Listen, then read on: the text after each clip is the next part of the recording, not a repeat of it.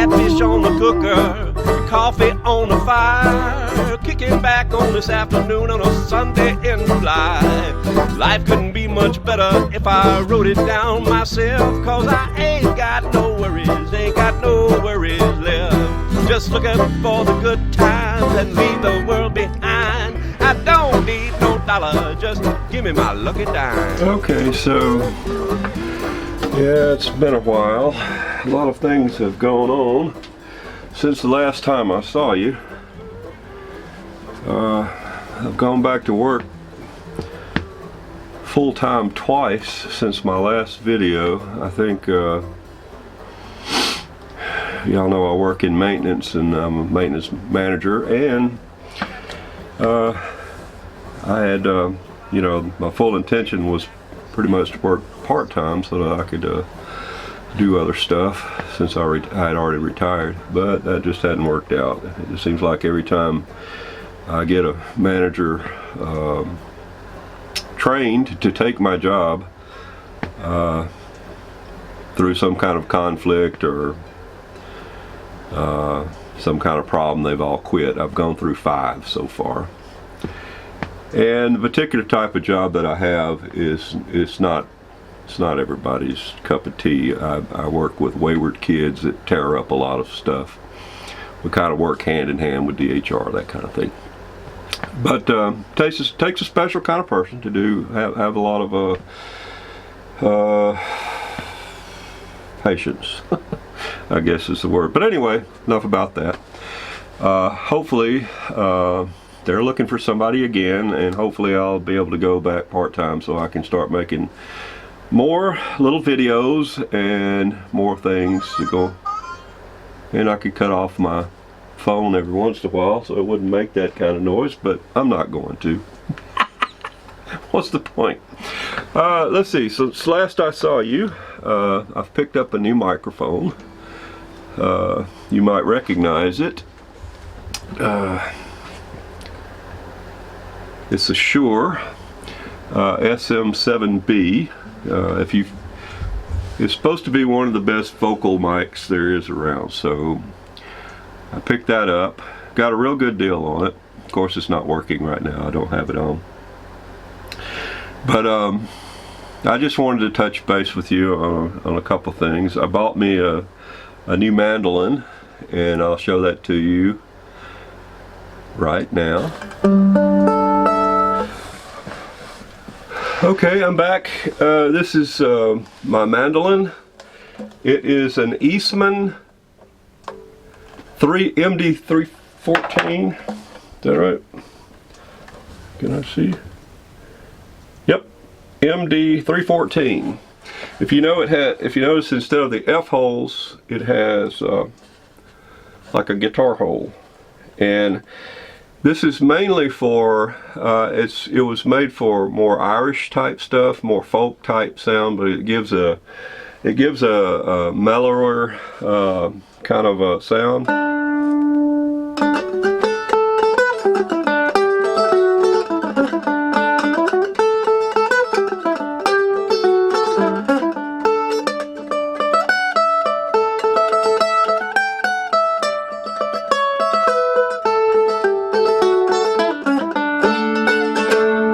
You notice if I change picks, it's going to have a more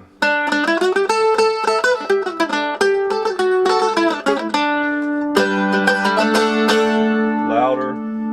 I bought a new type of pick that it's a lot thicker, and it's more like tortoiseshell, but it's not tortoiseshell, it's plastic. But it is made by Jim Dunlap, and I really like it because it gives a really mellow sound.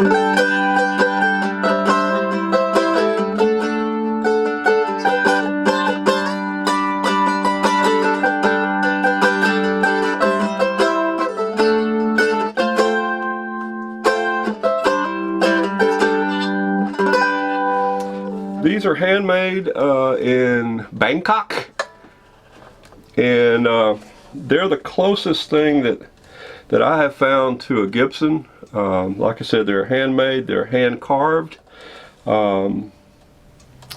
This one is just, it's really Eastman is really growing in America, as far as bluegrass is concerned, they make everything from electric guitars to their regular acoustic guitars are rendered. They're just reverend. They're just awesome guitars. If you ever get to play one, do it. They're all solid woods. This one is all solid woods. Ebony neck and fingerboard, or ebony fingerboard. Solid spruce top. Rock maple back and sides. Ebony stock head. Ebony bridge, and it just, like I said, it's just a beautiful instrument, and I am so pleased to have it. And here's the thing, I've got, I should show you, well, I've got 5 of these things, and for some reason, if you're a mandolin player, you know they're just constantly going out of tune.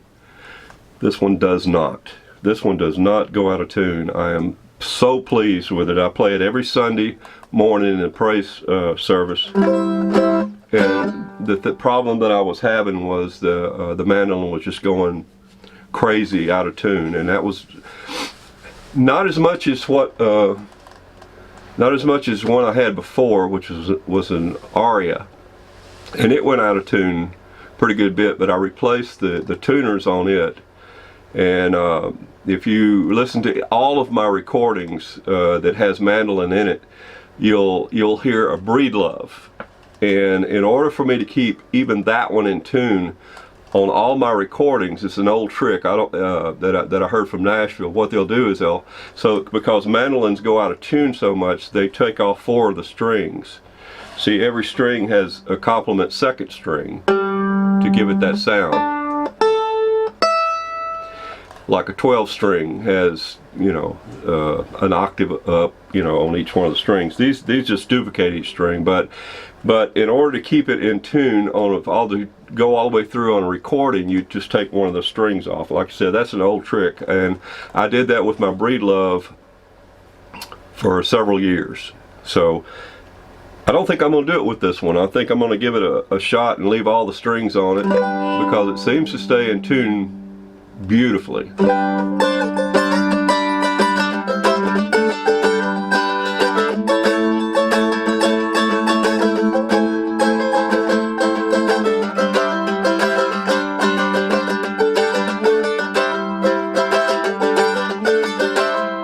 And you can just really wail away on the thing.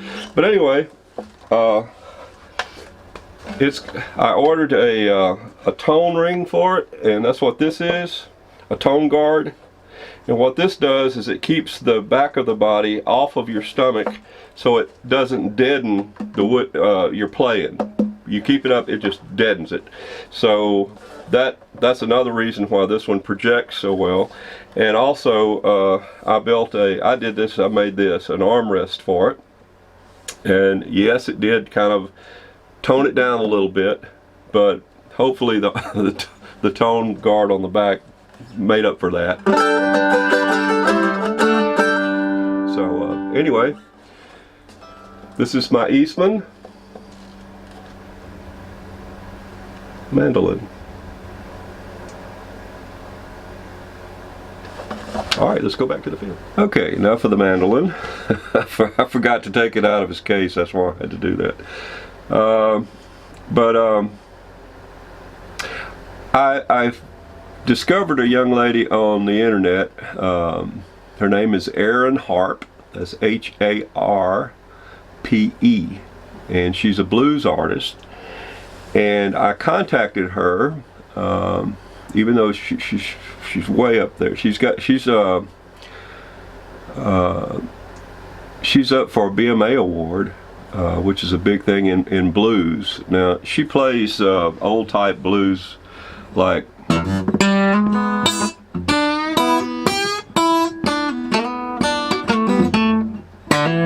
as you can see. You know why I like her so much now is because she plays she plays kind of music that I like. So, but anyway, I was very surprised. She did get back in touch with me about certain things. I told her that I was a new fan of hers, and I really enjoyed her music.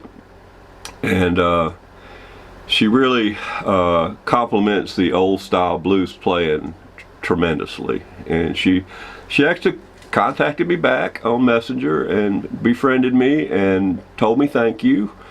And anyway, she's just a very pleasant person. She has a tremendous voice, and her old school ability playing, you'll really love her finger style. She just is really good. So anyway, if y'all will give her a look up and see what she's all about. There's so many things that has transpired. My wife lost her mother several weeks ago. I lost a very good friend in John Kuhn. I'm sure a lot of you from around the Selma area know him. He was just a pillar of our community. John knew how to get things done. He was just a super great guy, and he was my brother-in-law's brother, if that makes any sense. But he was like a brother to me, and I'm going to miss him. Of course, I'm going to miss my mother-in-law too. Had to put my mother in Cedar Hill in assisted living. She's 90. There's just been an awful lot going on in my life, and but I'm going to go back to maybe doing some more of these recordings, and maybe next time it won't be so down. I hope this hadn't been too down that you don't stop listening to me or tune in. But like I said, I'm going to go back to writing some music, and maybe give some guitar lessons also. I've had a lot of people calling me up wanting guitar lessons. I used to teach guitar lessons quite a bit. In fact, when one year I had 180 students, and it was just, I will never do that again. That was through the middle school system, public school. I was a magnet teacher, and I will never do that again. And to be honest with you, teenagers is about as low as age-wise that I'll go. Anything above that, they just don't retain as much, and they also are very easily distracted, and they don't practice. And a teenager, if they're going to take lessons, it's because they want to, and usually not because a parent is making them. And so maybe I'll teach more, instead of beginning classes, I'll teach a more intermediate class. There's some beautiful chords to be learned.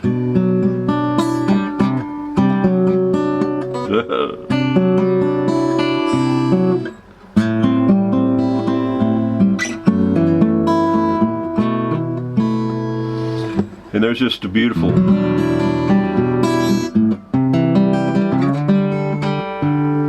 I call those my Alison Krauss chords, because she sings a lot of blues, bluegrass like.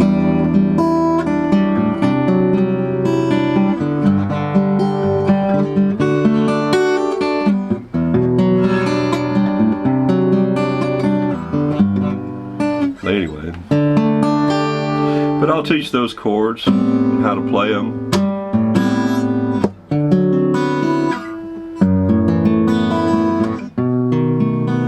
Maybe on my next session I'll do that. But for right now, I'm going to let you go. I'm in the middle of writing a song, and yes, it's a blues song as well, and it's going to be using those chords.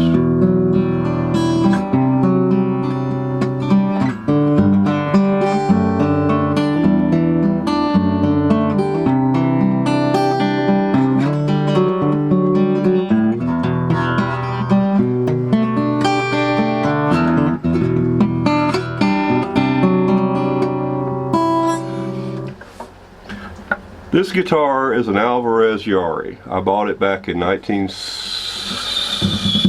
this? When did I buy this? 1980. Yeah, it was built in 3/10/80. It's a DY75, and I just dragged it out again.